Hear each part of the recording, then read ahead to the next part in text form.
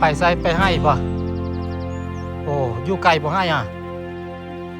โอ้ไปสองคนนี่แหละกินบ่มีไอเสี่ยวมีให้เอามีมากินบ่บ่กินเนาะบ่เอาน้องเพิ่นย่างพี่น้อง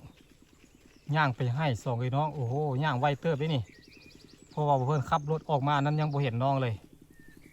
เพิ่นมาจอดอยู่นี่ได้บ่โดดระยะทางก็ประมาณ3 กิโลพี่น้องเอ้ย3 กิโลเกือบ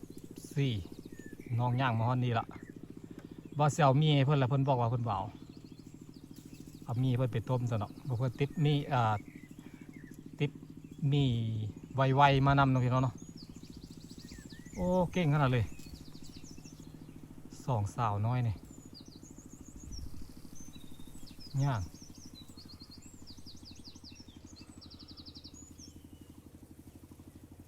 ไปให้ไปสวนนะพี่น้องเด็กน้อยสบายดีพ่อแม่พี่น้องเมื่อสักครู่เลยตอนนี้เพื่อนก็อยู่ที่ให้อยู่ที่สวนอยู่ที่ดอยนะพี่น้องเนาะของพี่น้องเผ่ามงหนีจากความวุ่นวายทางการเมืองแล้วก็หนีจากภัยสงครามหนีจากราคาน้ำมันนะพี่น้องเนาะบ่ไหวราคาน้ำมันก็แพงพี่น้องไปใส่มาใส่ก็ค่อนข้างที่จะยุ่งยากลำบากเรื่องน้ำมันก็สังเกตเบิ่งพี่น้องส่วนเผ่ามงนี่เพิ่นหันมาปลูกการเพาะปลูกกับเจ้ากับเปลี่ยนนะพี่น้องเลยเป็นการเปลี่ยนแปลงครั้งใหญ่เลย เพราะว่าสถานการณ์มันบ่สู้ดีนะพี่น้องเนาะเพิ่นก็ว่าสิได้พาน้องเกษตรไปเที่ยวเมืองไทยกับบ่ฮู้ว่าสิแนวใดกันดีนะพี่น้องเพราะว่าน้ำมันมันแพงโพดเขาต้องได้ใช้งบประมาณในการเดินทางค่อนข้างที่จะสูงพี่น้องเพราะว่าเพิ่นต้องขับรถเพิ่นนี่ไปข้ามที่นครพนมไปข้ามนครพนมเนาะพี่น้องเพราะว่าเพิ่นสิไปบุญพระป้าบ้านเพิ่นแล้วก็เลยอยากลงไปข้ามนครพนมเลยก็เลยเป็นสาเหตุเฮ็ดให้เพิ่นนั้นสองจิตสองใจว่าสิได้ไปหรือบ่เพราะว่าน้ำมันมันแพงโพดแต่ว่าหาซื้อมันก็พอมีอยู่แต่ว่ามันแพงเกินพี่น้องเอ้ยหลายคนก็หันเหนะพี่น้องการปลูกถ้าเกิดว่ามาปลูกมักเดยปลูกมักสาลีมันก็สิใช้งบประมาณหลายขึ้นเพราะว่าอย่างพี่น้องเพราะว่ามันต้องได้ใช้พวกยาพวกปุ๋ยพวกพิสังเนาะพี่น้องในการกำจัดศัตรูพืชค่อนข้างที่จะค่าใช้จ่ายค่อนข้างที่จะแพงเจ้าก็เลยตัดปัญหาด้วยการเอามันต้นมาเสียบใส่แล้วแต่ว่าปีนี้มันต้นกับราคาดีได้ปีนี้ราคาสูงขึ้นมาแน่น้อยหนึ่งราคามันต้นปีนี้นี่คือเจ้าหันมาปลูกมันต้นพี่น้องเอามันต้นมาเสียบใส่นี่กำลังออกปลูกมันต้นใส่แล้วก็แล้วนะพี่น้องเนาะตอนนี้เพื่อนอยู่ที่ดอยภูดอยจอมดอยเลยฤดูแล้งฤดูร้อนยามเห็ดให้เห็ดสวนก็สิประมาณนี้แหละพี่น้องก็สิแตกต่างออกไปแตกต่างจากยามฝนถ้าที่เพื่อนมาเนี่ยเพื่อนสังเกตเบื้องนี่ส่วนหลายจะปลูกมันต้นพี่น้องนี่ฝั่งนั้นกับปลูกตัวนั้นกำลังไถพี่น้องแต่ว่ายังพอได้ปลูกก็สิเตรียมปลูกมันต้นให้กันละหันกันเลยน้ำมันแพงโพดเพื่อนก็เลยอยากหนีความวุ่นวายเปิดโทรศัพท์ไปบอกว่าจะเป็น Facebook บอกว่าจะเป็น YouTube เข้าไปก็เจอเต้สงครามพี่น้องโอ้ยปวดหัวนำหนีจากบ้านจากเฮือนก่อนเพื่อนจะมานอนจะคืนหนึ่งก่อนจังสิกลับบ้านมาใส่ชีวิตอยู่น้ำมันเศร้าเขาเศร้าดอยเดี๋ยวเพื่อนจะพาไปเบิ่งพิธีการกับเจ้าเพชรทางเห็ดสวนเริ่มทางให้ทางสวนแล้วพี่น้องเลยนี่เริ่มแปดเตอร์แล้วแถวนี้นี่8แต่เก้าพอเพื่อนมานี่บว8ได้ยัง6อยู่เลยแต่ว่าตกมาปีนี้โอ้ยเจ้าทางให้ทางสวนหลายขนาดเลยให้น้องโลกิ้งก็จะอยู่เทิงพุ่นแหละให้น้องโลกิ้งก็อยู่ทางนั้นนี่หลังคาตู้ให้โลกิ้งเนาะพี่น้องเนาะแต่บอกว่าน้องมาให้หรือบ่8มาแล้วนี่เขาเจ้าเริ่มทางให้ทางสวนแล้วนี่บอกว่าเพื่อนจะเจอกับเจ้าหรือบ่ บ่เพิ่นอยากลองไปใช้ชีวิตอยากไปสัมผัสกระเจ้าเฮ็ดให้เฮ็ดสวนทางให้ทางสวนมันเฮ็ดได้ป่าได้ไปแบบใดเดี๋ยวเพิ่นจะพาไปเบิ่งพี่น้องไอ้มื้อนี้บ่เพิ่นสิพามาเบิ่งแถวบ้านบ่เพิ่นนี่แหละเอาไว้มื้อหน้าเดี๋ยวบ่เพิ่นสิพาไปเบิ่งกันพวกน้องๆบ้านปากเที่ยวเนาะน้องเสียนาน้องหัวจั่วก็เจ้าเฮ็ดให้เฮ็ดสวนทางนั้นบ่เพิ่นเตรียมขนมไว้ให้น้อง2 คนบ่ฮู้ว่าเขาเจ้าไปให้เขาเจ้าไปทางใดหรือให้เขาเจ้าไปทางพุ่นบ่เพิ่นยืนท่าโดดเลยเด้ย่างมา2เอ้น้องเอาเสี่ยวมี่ให้กับบ่เอาแล้วว่าสิเอาขนมให้เขายังบ่เห็นมาอยู่พี่น้องเอ้ยนี่โอ้เย็นแดดร้อนก็จริงแต่ว่าลมเย็นตลอดลมพัดตลอดเลยนี่เอาเปมาผูกนอนเนาะบ่ซั่นการนี่นอนตูบนี่เย็นจ้อยๆเลยแหละนี่เป็นให้เป็นสวนมาแล้วท่านี่ตอนพูดมาเป็นป่าเป็นดงอยู่8 เมื่อไหร่พี่น้องเอ้ย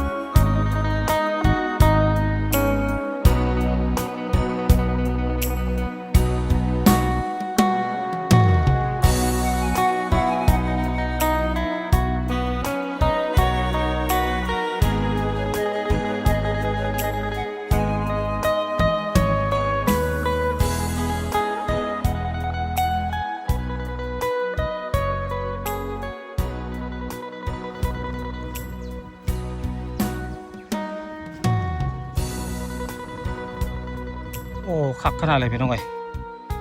บรรยากาศเย็นสบายเนาะมานี่รู้สึกว่าสบายอกสบายใจโอ้คักเสื้อว่าหลายๆคนตามหาเนาะหลายๆคนอยากมาเห็นอยากมาสัมผัสแต่ว่าสีหลายแต่กระเจ้าบ่อยู่นี่แหละครอบครัวกระเจ้าบ่อยู่ถ้ามีคนอยู่นี่คักได้นี่ม่วนได้นี่บ้านหลังนี้นี่แต่ว่าสีหลายกระเจ้าบ่อยู่เนาะกันกระเจ้าอยู่นี่บอกเพื่อนว่าจะขอกินข้าวนำสะดอกบอกเพื่อนเอาข้าวมานำนั่นแหละเอาแนวยืนกินมานำแต่ว่าสิกินนำกระเจ้าแต่ว่ากระเจ้าบ่อยู่เงินบ่อยู่โต๊ะพี่น้องเอ้ยมื้อนี้ น่าจะกลับบ้านได้ยินแต่เสียงคนนองเซลๆอยู่ทางนั้นน่าจะถางให้คนทางนี้ก็จะอัธยาศัยดีหน่อยเป็นกันเองนะอัธยาศัยดีเป็นกันเอง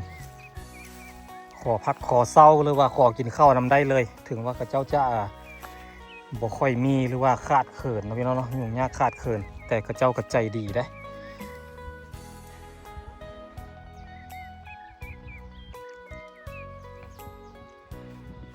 กะสีประมาณนี้แหละพี่น้องกะสีเงียบๆแล้วก็มีแต่เสียงนกฮ้องนกน้อยนี่ร้ายนกน้อยอยู่แถวนี้เชื่อว่าหลายๆคนอยากมาสัมผัสมาเที่ยวได้เด้อมาช่วงนี้ก็จะประมาณนี้ถ้ามาอีกประมาณเดือน6 เดือน 7กะสีอีกแบบนึงเลยพี่น้องเด้อ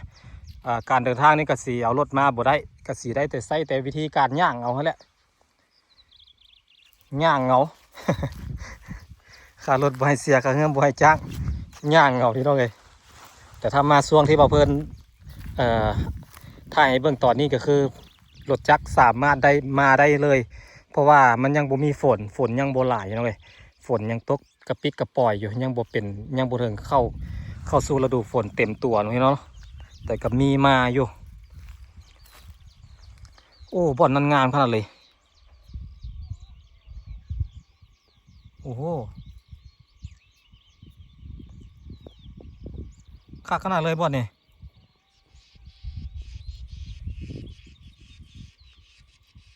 มีตูบอยู่3 หลัง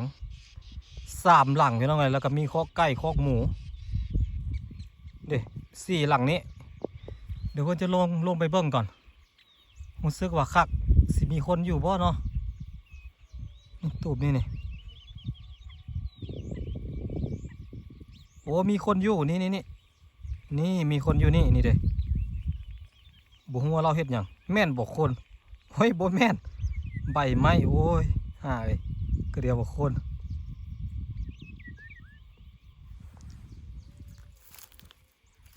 แต่ว่าเพิ่นได้ยินเสียงไปเบิ่งก่อนได้ยินเสียงอยู่แถวนี้นี่เจ้าทางเอาเครื่องตัดหญ้าทางนี่น้องได้อันนี้นี่เอาเครื่องตัดหญ้าทางแล้วก็มันแห้งแล้วก็เอาไฟจุดนี่เลยจักอยู่ใส่คนได้ยินแต่เสียงโมยังมองได้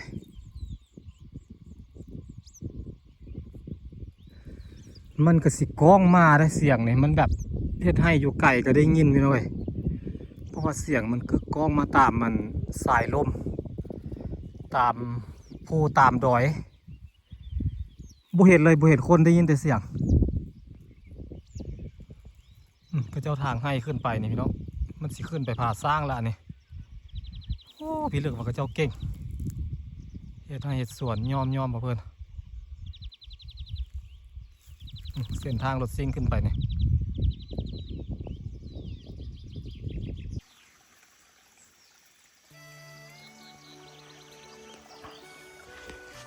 ่ที่บอลบอกเพื่อนเว้าว่าบอกเพื่อนสิมาเบิ้งโอ้โหเพชรที่ว่ามันงามๆคือว่าสีคักคือว่าคักก็คือหมู่บ้านนี่เอง4-5 หลังคาอยู่ดีนะพี่น้องเนาะอันนี้ก็สิเป็นเบี้ยยางพาราด้วยนี่ก็เจ้ากล้าไว้พูดแหละมันใหญ่พูดแหละพี่น้องต้นซัมโป้มือพูดแหละก็เจ้าจังสิติดตาเนี่ยเขาเจ้าเฮ็ดเองกล้าเองเลยเพาะเองเลยเบี้ยยางนี่อันนี้ก็สิเป็นต้นมากลิ้นจี้นะพี่น้องเนาะโอ้มึงยางพาราโอ้มึงไก่นองเซลเสียงนกเสียงไก่ขนาดเลยอากาศเย็นอยู่เนี่ยโอ้เมื่อยนี่พี่น้องอันที่ว่าบ่เพิ่นแนมมาบ่เพิ่นคิดว่าเป็นคนที่จริงแล้วบ่แม่นมันคือ หุ่นไล่กาเนาะ เออคิดว่าคนสะดอกโบแมนนี่เด้แบบอยู่คิดว่าเป็นคนแม่นคนได้โอ้ใกล้ขึ้นไปกินมักซาลีบ่นะแม่นดีบ่มีคนอยู่บ่เพิ่นคิดว่ามีคนสะดอกนี่เขาเจ้าก็สิอยู่ประมาณนี้เลยเนาะคักได้นี่ให้ส่วนเขาเจ้านี่แม่นมาเลยนี่ล่องโพนี่ขึ้นไปพูดจนสุดพัวฮอตผ่าซ้างเพราะแหละดินเขาเจ้านี่เพราะว่าเขาเจ้าปั่นดินกันเขาเจ้าจะปั่นเป็นล็อกเป็นร่องน้ำพี่น้องเอ้ยอย่างเส้นภูลูกนั่นก็สิเป็นอีกของเจ้าหนึ่งนะข้างนี้ร่องน้ำนี่เป็นให้เป็นส่วนของอีกเจ้าหนึ่งเขาเจ้าจะปั่นกันแบบนั้นได้มันจังบ่ต้องมายุ่งมายากน้ำเรื่องเขตแดนปั่นกันแบบนั้นละดีกว่าสบายใจกว่าโอ้บอกเพิ่นมาติเทิงกูจุดที่บอกเพิ่นมาขับรถลงมา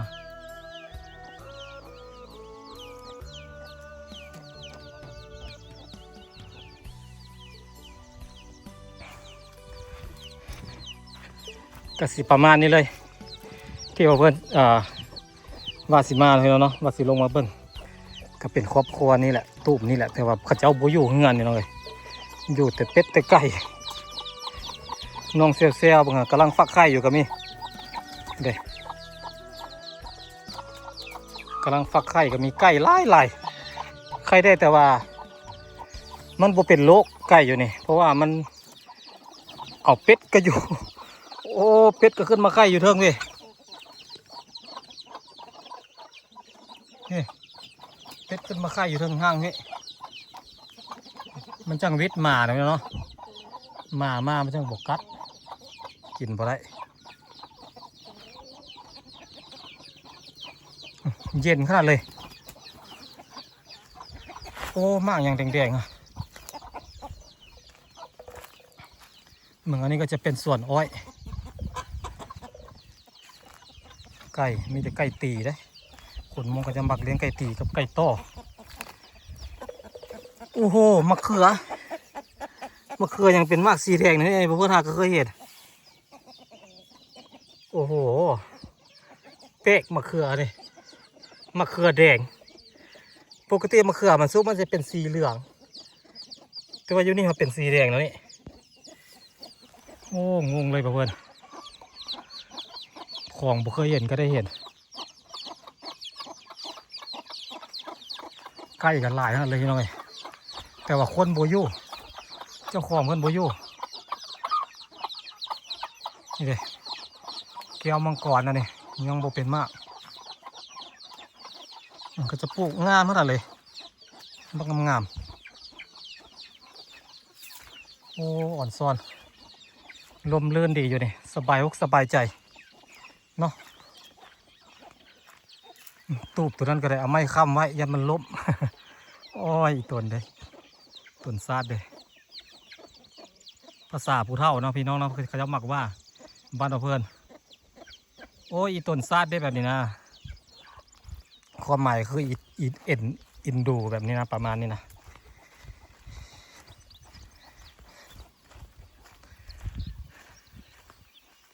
มะม่วงป้าเพราะอันนี้ใบคือมันใหญ่แท้แต่ว่าบุเป็นมากผู้ทางไส้น้ำพี่น้องเลยกันก็เจ้ารถแมคโครมาจกดินเฮ็ดเป็นหนองนี่กั้นน้ำไว้นี่เป็นหนองนี่ผู้ทางไส้เลี้ยงป่าก็ยังได้นะนี่กันก็เจ้าเฮ็ดนี่เลี้ยงป่าได้นี่กั้นน้ำไว้แล้วก็ตะไคร่มาใส่เนาะได้ใส่น้ำแล้วก็ได้เลี้ยงป่าน้ำแดงกักน้ำได้ใส่น้ำแดงเดี๋ยวเพื่อนจะลองขึ้นไปนี่แล้วเบิ่งก่อนเส้นทางก็ค่อนข้างที่จะโหดอยู่หน่อยสั้นเบิ่งก่อนว่าจะไปได้หรือเปล่า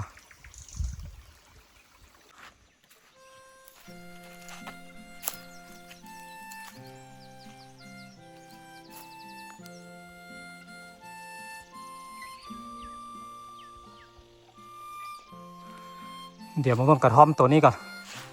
คือสีฮักนี่พี่น้อยโอ้โหเอาไม้ค้ำไว้ก็เจ้าเฮ็ดแบบบ่ได้ใส่เล็กตะปูได้นี่เอาไม้ค้ำไว้น้องเอ้ยนี่เสานี้ก็ค้ำตัวนั้นก็เอ็ดล่ะเซล่ะค้ำไว้อันนั้นก็ค้ำอันนี้ก็ค้ำแต่ว่าเนื่องจากว่ามันสีลบก็เจ้าก็เลยเอาไม้อันที่เลื่อยมานี้เอามาไว้นี่เอามาดันไว้นี่เสานั้นแล้วก็เสานี้แต่ก็บ่เห็นห้อยตอกเล็กได้น่าจะฝังไว้ซื่อๆนี่ปกติมันก็ต้องตอกเล็กเนาะแต่ว่าบ่มีห้อยตอกเล็กตะปูเลยก็คือเงินหลังนี้นี่บ่ได้ใส่เล็กเลยโอ้โหภายในหมู่บ้านภายในบ้านก็จะประมาณนี้เย็นได้อยู่ในห่มนะโอ้แต่พอเพิ่นย่านเต้น ย่านแต่เฮือนนี่แหละมันสิล้มนะเวลาฝนตกแห้งๆดินเปียกๆลมมาซะเนาะกำลังนอนรับฝันดีอยู่ดีๆนอนอุ่นๆเงินมันฝนมันบ่หัวเด้ลมบ่เข้าวันดีคืนดีดินสไลด์เนาะพี่น้องลงนี่แหละโอ้ย คือเสียนทั้งอยากห้องอยากให้ทั้งอยากหัวแหละพี่น้องเอ้ยถ้าเป็นเบาเพลินนอนนี่มันเซ่เลยดินี่มันสิลงย่ามใดกับบุงูนี่มันเอ็ดเนี่ยมันเสียสูตรแล้วนี่เสียซากมุมซากมันบ่ได้ละมันเซ่ละคือคนเมาเหล้าละ ประมาณนี้เลยย่านในวันดีขึ้นดียันแต่ว่ามันสิล้มแล้วเพิ่นล้มพุ่นแหละกิ่งตกลงห้วยไปแล้วนี่โอ้โห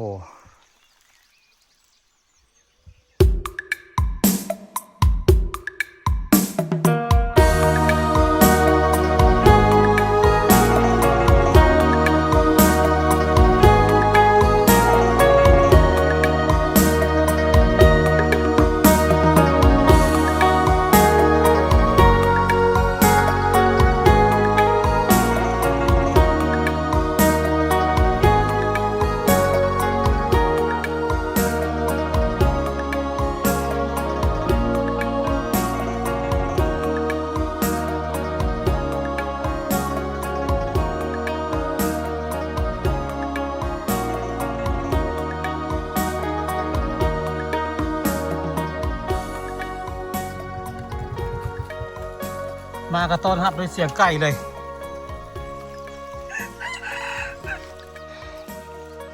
อันนี้ก็เป็นให้คลองเท้าโลกิกนั่นเองโอ้โหน้องกว่าสิมาฮอดไก่โตขันโอ้มีไก่ตีนะ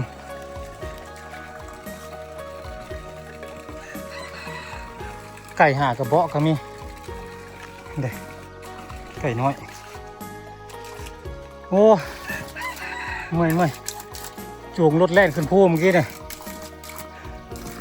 ไม่ไหวบอกเพื่อนเอาให้เบิ้ง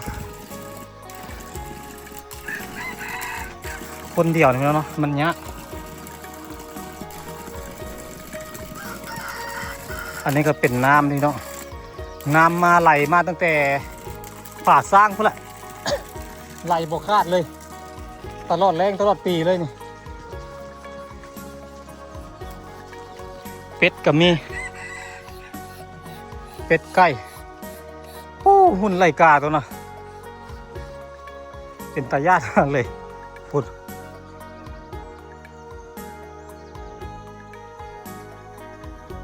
ขนาดเจ้าเห็ด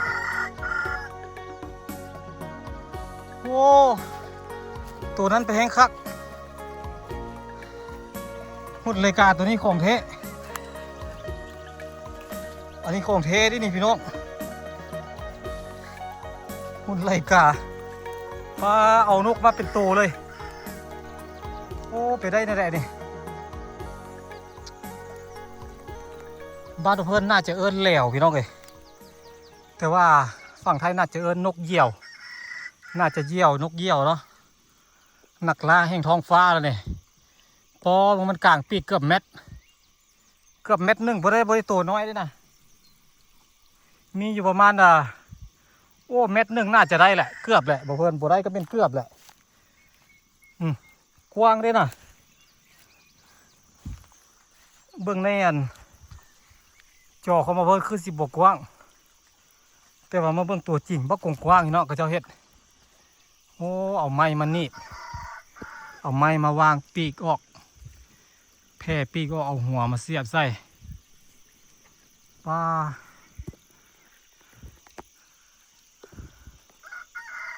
แต่ว่าเสียอย่างเดียวมันเป็นทางข้าง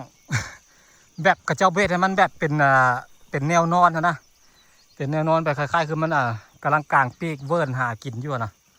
กันเห็ดแบบนั้นพวกไก่ในญาติแล้วเนี่ยพวกนกญาติแหละโอ้โห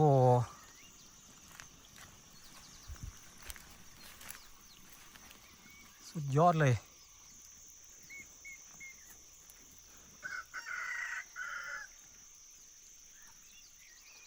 ของจริงนี่ของแท้แน่นอนโอ้ยเสียดายน้ำเด็ไหลทิ่มละล่าแล้วเนี่ยพักหญ้าค่าคิงเท่าโลกิ้งอันนี้ก็จะเป็นพักอันนี้ก็เป็นมะเขือนะพี่น้องมะเขือสีม่วงอะเด็เอาไปเฮ็ดเจียวคือสีคักอยู่มะเขือสีเล่ๆสีม่วงต้นนั้นเป็นต้นดอกไม้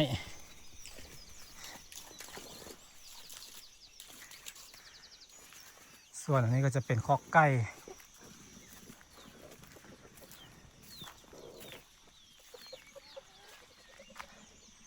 แนมไปฝั่งนั้นก็จะเป็นภูสะนาวนะพี่น้องหันมาทางพี่ก็จะเป็น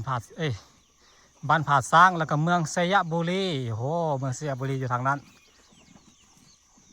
นี่ค่อนข้างที่จะมัวนะพี่น้องวะอันนั้นเป็นน้ำห้องเพราะว่ามันมีควันไฟช่วงนี้เป็นช่วงที่เขาเจ้าเผาสวนจุดสวนก็เลยมีควันนี่น้อย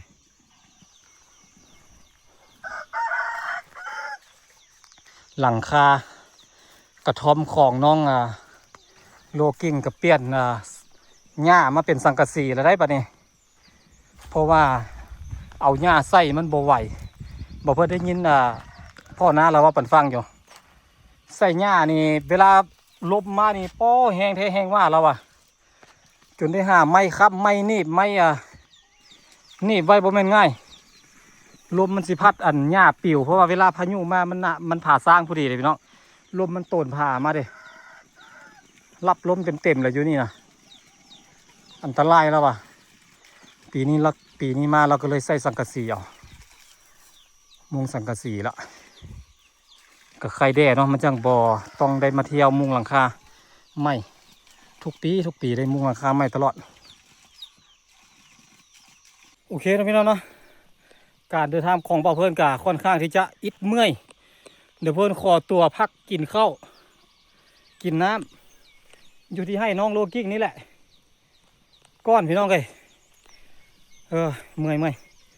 เดี๋ยวเช้าเมื่อยจังไรแล้วเพื่อนจะเดินทางต่อ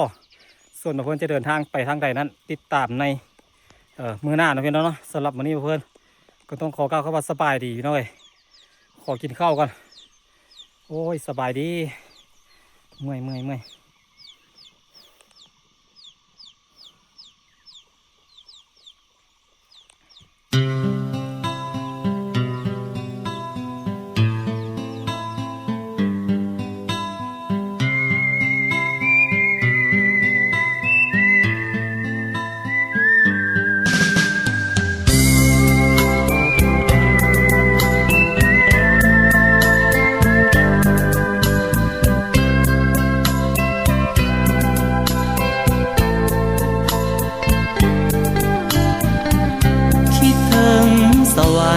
นั้นใจจะขาดอยู่แล้ว โสภาลาวัน ดังหนึ่งนางฟ้าลงสู่ดินเหมือนว่าพระอินทร์นั้นลงมาปันให้อายนอนฝันถึงน้องหัวใจอายนี้แม้นมีทางถอดออกได้อายขอถอดไว้ให้นวลน้องนางครอบครองจะอยู่ขอบฟ้าทินแดนใดถึงจะแสนไกลอายก็จะต้องกลับมาหาน้องจากวัน สายน้ำของไหลหลังเปรียบไปก็เหมือนดังน้ำใจอายไหล